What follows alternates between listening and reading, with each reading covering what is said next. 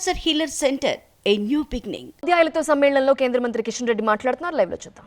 ఎందుకంటే ఎవరైనా ఏ ప్రభుత్వమైనా అధికారంలోకి వస్తే మరి వాళ్ళ కొంత సమయం ఇవ్వాల్సి ఉంటుంది. సంవత్సరం పూర్తయింది. మీకు తెలుసు జాబ్ క్యాలెండర్ అయినా అధికారంలోకి వచ్చినటువంటి 100 రోజుల నుంచి 2024 డిసెంబర్ లోపల 2 లక్షల ఉద్యోగాలు భర్తీ చేస్తానని అన్ని పత్రికల్లో ఏ ఉద్యోగాలు ఏ డేట్ లోపల భర్తీ చేస్తామో సవివరమైనటువంటి జాబ్ క్యాలెండరు ఎన్నికలకు ముందు ప్రకటించాడు. కానీ కాంగ్రెస్ పార్టీ అధికారంలోకి వచ్చిన తర్వాత ఒక్క నోటిఫికేషన్ ఇచ్చి ఆ నోటిఫికేషన్ను పూర్తి చేసి భర్తీ చేసినటువంటి ఒక్క ఉద్యోగం కూడా దాఖలా లేవు. గతంలో నోటిఫికేషన్ ఇచ్చినటువంటి వాళ్ళని మాత్రమే భర్తీ చేశారు తప్ప కాంగ్రెస్ పార్టీ స్వయంగా నోటిఫికేషన్ ఇచ్చి భర్తీ చేసినటువంటి ఉద్యోగాలు లేవు. కాబట్టి ఈరోజు నిరుద్యోగ యువత కావచ్చు, ఫీజు రియంబర్స్మెంట్ రాక విద్యార్థులు, విద్యా సంస్థలు, ఆ విద్యా సంస్థల్లో పనిచేస్తున్నటువంటి ఉపాధ్యాయులు అనేక రకాల ఇబ్బందులకు గురవుతున్నారు. మేనేజ్మెంట్స్ ఫీజు రియంబర్స్మెంట్ రాని కారణంగా ఉపాధ్యాయులకు, టీచింగ్ స్టాఫ్కు, నాన్ టీచింగ్ స్టాఫ్కు సకాలంలో జీతాలు ఇవ్వలేనటువంటి పరిస్థితి ఉన్నది. విద్యార్థులకు సరైనటువంటి బోధన లేనటువంటి పరిస్థితి ఉన్నది.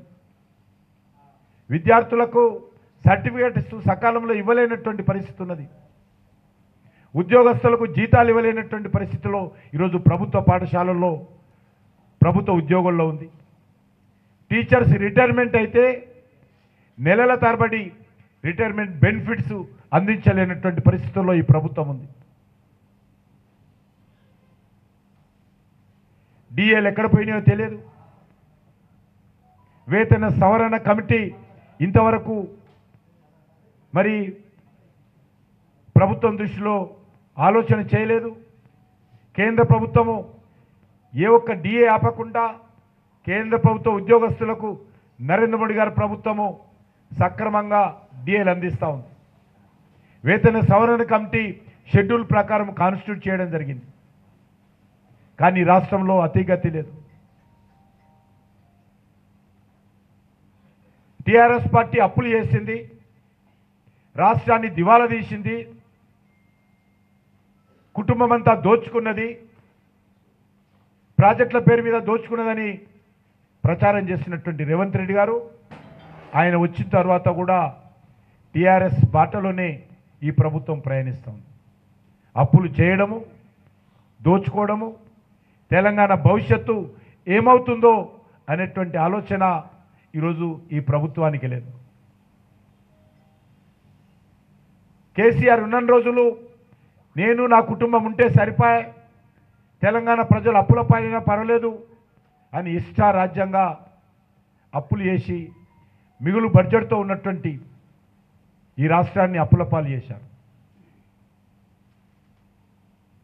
మరి ఈరోజు కాంగ్రెస్ పార్టీ కూడా అదే పద్ధతిలో ఉదయం లేస్తే సాయంకాలం వరకు ఏ భూములు అమ్ముదామా, ఏ సంస్థ అప్పులు ఇస్తుందా, ఏ కొత్త కార్పొరేషన్లు పెడదామా ఆలోచన చేస్తున్నటువంటి పరిస్థితి ఉన్నది.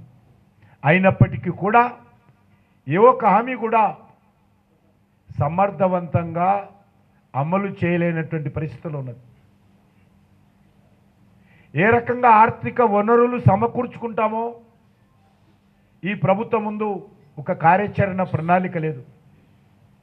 ఏ రకంగా ఇచ్చిన హామీలు అమలు చేస్తామో కాంగ్రెస్ పార్టీ ప్రభుత్వం ముందు ఒక రోడ్ మ్యాప్ లేదు. రైతులకు ఇచ్చిన హామీలు ఏ రకంగా అమలు చేస్తామో, రైతులు పండించినటువంటి పంటలకు బోనస్ ఏ రకంగా ఇస్తామో,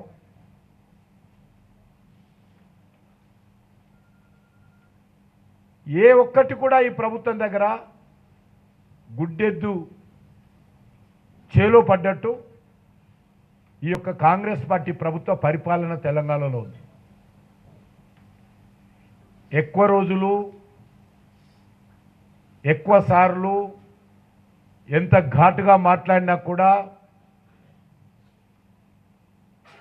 ప్రజలు ఆ మాటలతో కడుపు నిండదనే విషయము రేవంత్ రెడ్డి గారు అర్థం చేసుకోవాలి. నేను చాలా బాగా మాట్లాడతా, నేను చాలా బాగా విమర్శిస్తా, ఘాటుగా మాట్లాడతా, ధైర్యంగా మాట్లాడతా. నా మాటలు వినండి, నా మాటల ద్వారా మీ కడుపు నింపుకోండి, నా మాటల ద్వారా మీ హామీలు అమలు జరిగాయని అనుకోండి అనే విధంగా రేవంత్ రెడ్డి ప్రభుత్వం వివరిస్తుందే తప్ప కనీసము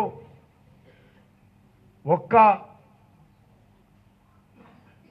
బలైన వర్గాల గృహ సముదాయానికి ఇంతవరకు ఫౌండేషన్ స్టోన్ వేసి కనీసము పిల్లర్స్ కూడా పడలే.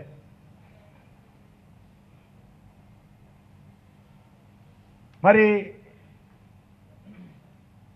రాష్ట్రంలో ఒక దయనీయమైనటువంటి పరిస్థితుల్లో ఈ ప్రభుత్వం పనిచేస్తూ ఉంది. గతంలో తెలంగాణ ప్రజలు 10 సంవత్సరాల టీఆర్ఎస్ పాలన చూశారు.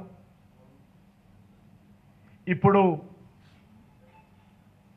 ఈ యొక్క 14 నెలలుగా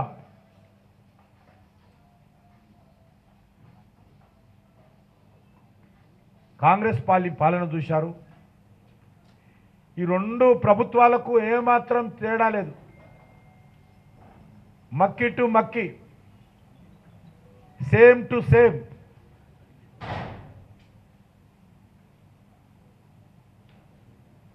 బొమ్మ బొరుసు లాంటి ప్రభుత్వాలే, ఒకే తాను ముక్కలే రెండు ప్రభుత్వాలు, రెండు పార్టీలు. కాబట్టి తెలంగాణ సమాజము ఆలోచన చేసి తెలంగాణ ప్రజల ఆకాంక్షలకు అనుగుణంగా పనిచేసేటువంటి వ్యవస్థ ఈ రాష్ట్రంలో రావాల్సి ఉంది. ఆ బాధ్యత తప్పకుండా భారతీయ జనతా పార్టీ తీసుకుంటుంది.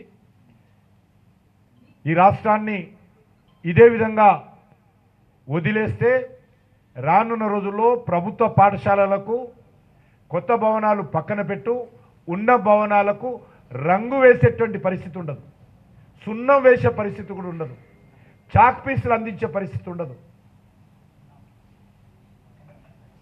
ప్రతి నెల తెలంగాణ ప్రజల మీద అప్పు భారం పెరిగిపోతుంది. ఈ నెలకు ఎంత అప్పు వస్తుంది, వచ్చే నెల ఎంత అప్పు తెచ్చుకుందాము, ఎవరిస్తారు అనేటువంటి పరిస్థితుల్లో ఈరోజు ప్రభుత్వాలు ఉన్నాయే తప్ప మిగులు బడ్జెట్తో ఉన్నటువంటి రాష్ట్రాన్ని దుర్మార్గంగా దివాలా తీయించినటువంటి పరిస్థితి బీఆర్ఎస్కు, కాంగ్రెస్ పార్టీ ప్రభుత్వానికి దక్కుతుందని మనవి చేస్తూ నాకు పూర్తి విశ్వాసం ఉంది. వరంగల్ ఉమ్మడి జిల్లాలో, ఖమ్మం ఉమ్మడి జిల్లాలో, నల్గొండ ఉమ్మడి జిల్లాలో పోటీ చేస్తున్నటువంటి మా అభ్యర్థి ఉత్తమ ఉపాధ్యాయుడైన సర్వోత్తమ Cancer Healer Center, a new beginning.